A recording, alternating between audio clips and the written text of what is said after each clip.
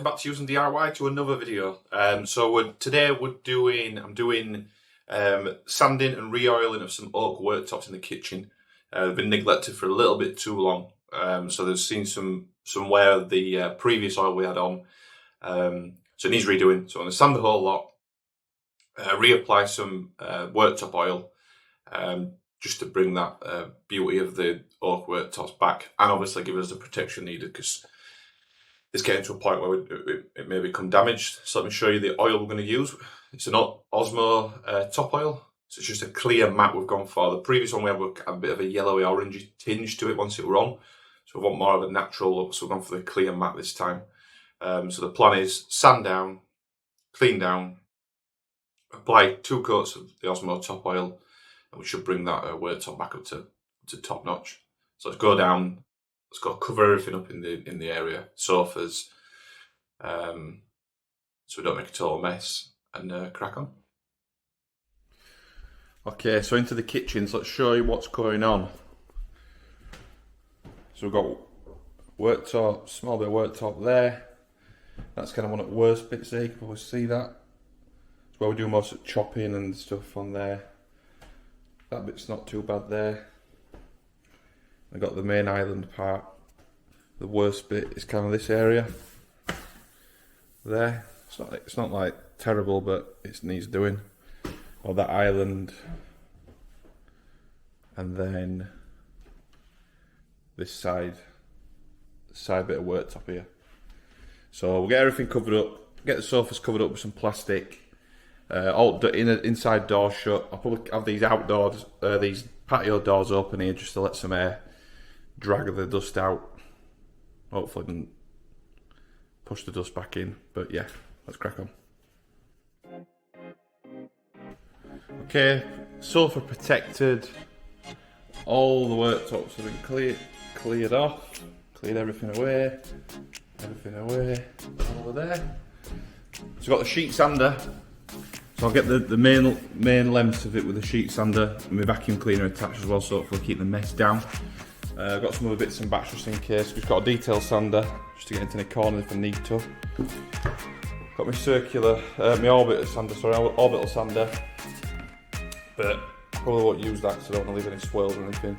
I just got a load of different sandpaper, so some discs, some hand sanders as well.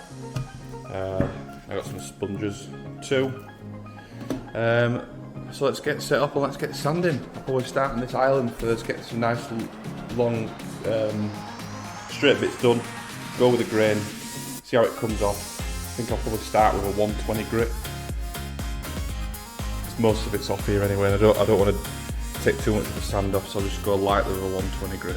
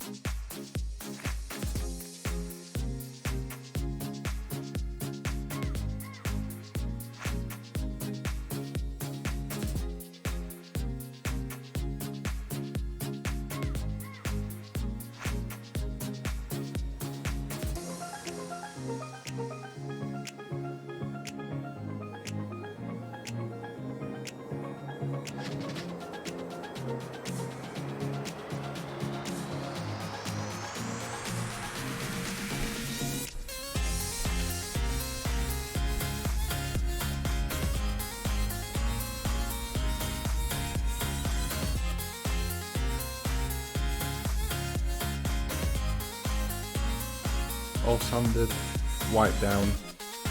Just going to back it all down and put a coat on for it to dry overnight. Okay, most of the big bits are sanded now. Just got all the corners to get into. I have to do that by hand, so I'll show you. So we've got in the edges, sorry, in the corners, and just behind the sink there, again around this pillar. Just couldn't quite get into it with my sheet sander. And then the same over here. So I'll get the the sandpaper out and crack on with it. Okay, ready to oil. Let me put me oil. Fancy brush. The old Chinese tub.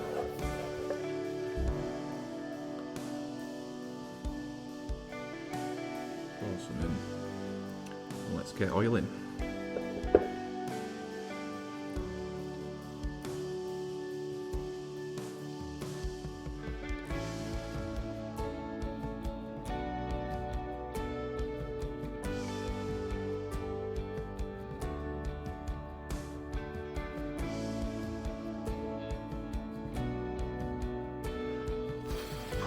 Midnight, all done, first coat on.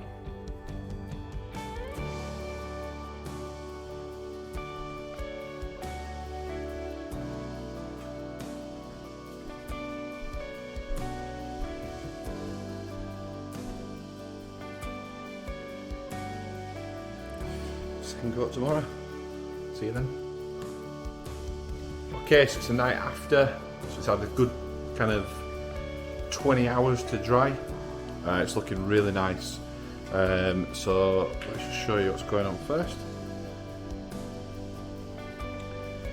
So it's looking really nice. Nice matte finish to it.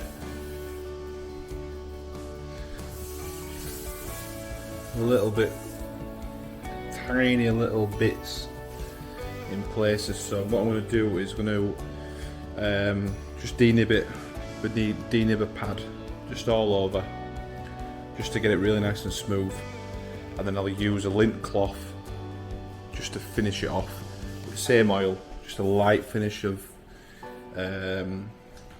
with the oil. So I've got my lint cloths there, got some denibbing pads there, so we'll do that and we'll get a lovely finish on it. Let's crack on.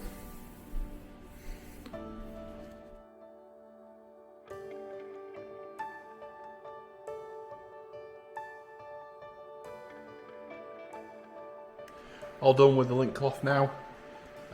All surfaces done, looking nice and smooth. Happy with them, so we'll let it dry overnight. Another 8 hours or so. Hopefully in the morning it'll be lovely and dry. We'll put the kitchen back together. Okay, it's the morning after the second coating of oil. Just having his breakfast, still there having a breakfast.